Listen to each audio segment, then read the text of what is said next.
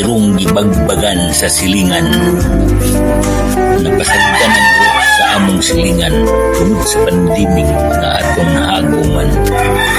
Ang tag-iya naglisod pa sa panginabuhian, ang iro nalimtan na lang sa iyang pag-atiman.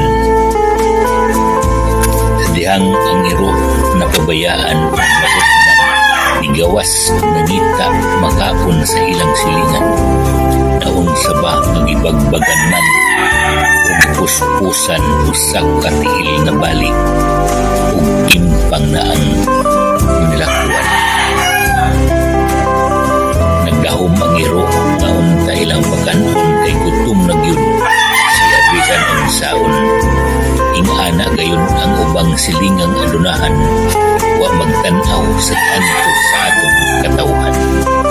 Mauni na hitabo karon sa atong kagamhanan, isamot ang kapobrehon sa kadaghanan.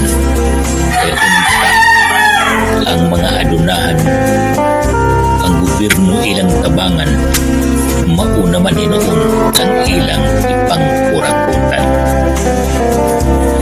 Naisama gayon ang ibig-sabihin sa silingang adunahan, wa mubayad sa saktong buhis sa kagamhanan. Mauni karon ang gobyerno nag-impang sa mga utang di kalihok, sama sa imong irong ibagbagan sa silingan.